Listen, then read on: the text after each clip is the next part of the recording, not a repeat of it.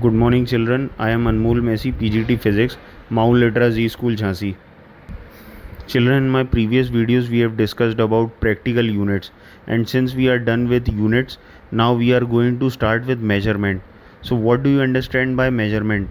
Measurement is a process of comparison between two quantities, or we can even define it as measurement is a process of comparison with a known standard quantity. Generally measurement करने का तरीका क्या होता है? If we are measuring the length of a table or length of a copy, we take a scale, we just keep it on the table and we compare the length of the table with the scale. So what becomes measurement? Measurement is the comparison. It is a process of comparison with a known standard quantity. जो आपका scale है वो एक non standard quantity है, उससे अपन table को compare करके ये चेक करते हैं कि टेबल की लेंथ कितनी है. और इनफैक्ट समटाइम्स हम लोग ऐसा भी करते हैं कि जैसे हम लोग हाइट मेजर करते हैं, तो मान लीजिए मेरा मेरा भाई है या मेरा कोई फ्रेंड है जो मेरे जस्ट बगल में खड़ा हुआ है और मैं उसके बगल में खड़े होकर के अपने सर से ये मेजर करता हूँ कि वो ज़्यादा हाइट में मतलब मुझसे लंबा है या मैं उससे ज़्यादा लंबा हूँ. तो ये भी क्या है, एक प्रोसेस ऑफ कंपैरिजन.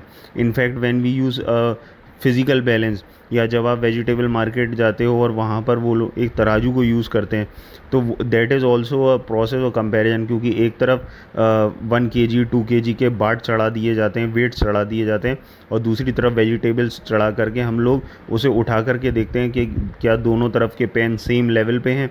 अगर सेम लेवल पे हैं तो इसका मतलब if we have put 2 kg weight on one pan and vegetables on the other pan, तो वो वेजिटेबल्स 2 kg के हो जाएंगे.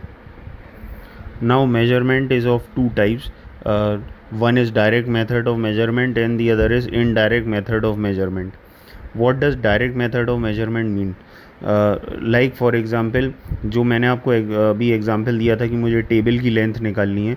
सो for that we'll use a direct method in which we'll take a scale, we'll keep it just on the table and हम table की length को compare करके scale से देख लेंगे कि टेबल की लेंथ क्या है. This is direct method of measurement. But sometimes few measurements are so difficult that we cannot use a direct method. Like for example, if we want to measure the distance between earth and moon, तो ना ही हमारे पास कोई इतना बड़ा इंची tape है, ना ही कोई इतना बड़ा स्केल है जो मैं अर्थ और मून के बीच में रख करके वो डिस्टेंस को मेजर कर लूँगा. सो ऑब्वियसली वहाँ पर हम लोग डायरेक्ट मेथड्स यूज़ नहीं कर सकते. We would require some indirect method for that. और if we want to measure the weight of या मास ऑफ मून, तो it is impossible to measure the mass of moon, क्योंकि हमारे पास कोई इतना बड़ा तराजू नहीं है जिसमें हम मून को रख करके उसका वेट निकाल सकें या मास निकाल सकें. और if in case we want to measure the diameter of sun, this is also not possible, क्योंकि हम सन के आसपास भी नहीं जा सकते, तो डायमीटर ऑफ सन मेजर करना तो इम्पॉसिबल है हमारे लिए. So for that for such cases in fact we would require indirect methods, क्योंकि हम लोग डायरेक्ट या नॉर्मल मेथड्स यूज़ नहीं कर सकते for the process of measurement. एक एग्जांपल मैं आपको देता हूँ. लाइक फॉर एग्जांपल, अगर इन केस आपको हाथी का एलिफेंट का वेट मेजर करना है, तो हमारे पास में कोई एक इतना बड़ा वेइंग स्केल नहीं है जिसके ऊपर हम हाथी को चढ़ा करके उसका वेट मेजर कर लें. जैसे जनरली हम लोग अपना वेट मेजर करते हैं कि एक वेइंग स्केल पे खड़े हो जाते हैं और अपना वेट मेजर कर लेते हैं. तो instead of that direct method we can use an indirect method. हमने एक स्विमिंग पूल लिया, हमने उसमें एलिफेंट को उतारा, जितना पानी स्विमिंग पूल के बाहर आया we'll collect that water and we will use Archimedes principle. Archimedes principle use करके हमने उस हाथी का वेट निकाल लिया कि उसका हाथी का वेट कितना है, with the help of water which is displace from the swimming pool. So ये एक इनडायरेक्ट मेथड था जिसमें हमने नॉर्मल तरीके से हाथी का वेट नहीं निकाला, क्योंकि वो हमारे लिए नॉर्मल तरीके से हाथी का वेट निकालना इम्पॉसिबल था. So there are many indirect methods and many physical quantities which we need to measure, and we need to use indirect methods for that. So we'll discuss few of the indirect methods over here. The first method that we are going to use or discuss is sonar. This is an indirect method of measurement in which we use ultrasonic sound waves.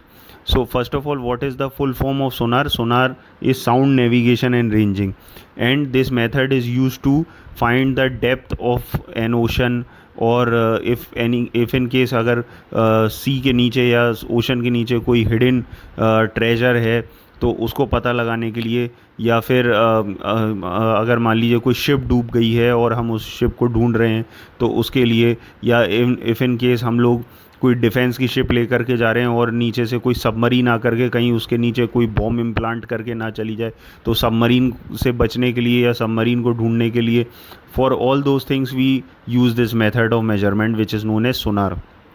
Now as I said, इस method में we require ultrasonic sound waves. तो ultrasonic sound waves are those sound waves which has a frequency of more than 20,000 hertz. So obviously these sound waves are very powerful and they can travel long distances. So what we do is we send ultrasonic sound waves underneath the sea, या ocean के नीचे हम ultrasonic sound waves भेजते हैं और वो हमें कोई डिस्टर्बेंस पैदा नहीं करती, because we are hearing range is only 20 hertz to 20,000 hertz. But क्योंकि ये साउंड वेव्स 20,000 हर्ट्स से ऊपर की साउंड वेव है तो ये हमको कोई डिस्टर्बेंस नहीं करती. But because it is more than 20,000 hertz, therefore ये एक बहुत पावरफुल साउंड वेव होती है. तो ये पानी के अंदर तक जाती है, जाकर के किसी जैसे ऑब्जेक्ट अगर कोई नीचे है, जैसे कोई सबमरीन है या कोई संकिन शिप है, तो उससे टकरा करके वो साउंड वेव ऊपर आ जाती है. तो हम लोग उसका टाइम नोट कर लेंगे कि वो कितने टाइम में ऊपर वापस आई, और फिर speed is equal to distance upon time use करके उसमें टाइम की वैल्यू रख देंगे. और डिस्टेंस को हम लोग 2s रख रहे हैं या 2d रख रहे हैं. क्यों 2d रख रहे हैं? क्योंकि ऑब्वियसली जो साउंड वेव है हमारी वो गई, टकराई और वापस आई, तो double because it has travel double the distance, therefore we'll write 2s और 2d in place of distance. और साउंड की स्पीड तो हमें पता ही होती है, आइदर हम लोग 340 या 330 मीटर पर सेकंड यहाँ पर रख करके we will be able to calculate the distance. But again 340 या 330 साउंड की जो स्पीड होती है वो एयर में होती है, तो वाटर में अगर उसकी साउंड की स्पीड डिफरेंट होगी, तो अलग अलग केसेस में उसकी स्पीड हम लोग अलग अलग लेंगे depending on the medium in which we are sending the sound wave.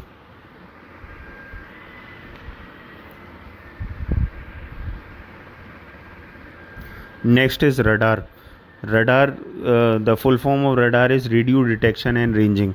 This is also similar to sonar, बस इसमें फ़र्क क्या है कि instead of using ultrasonic sound waves we will use electromagnetic waves, and mostly or generally the electromagnetic wave that we use is microwave. Sometimes we even use radio waves for that. So मान लीजिए कोई एक aircraft है या कोई aeroplane है जो border से हमारी कंट्री में एंटर हो गया है, तो उसको पता लगाने के लिए कहीं ऐसा तो नहीं कि वो एयरक्राफ्ट हमारी कंट्री में एंटर हो गया, या किसी अनआइडेंटिफाइड ऑब्जेक्ट जो ऊपर उड़ रहा हो उसका डिस्टेंस पता करने के लिए, इस तरीके के प्रोसेस के लिए हम लोग ये रडार सिस्टम यूज़ करते हैं. तो मान लीजिए कोई एयरक्राफ्ट हमारे ऊपर उड़ रहा है, तो हम यहाँ से हमारे बेस से कोई माइक्रोवेव भेजेंगे.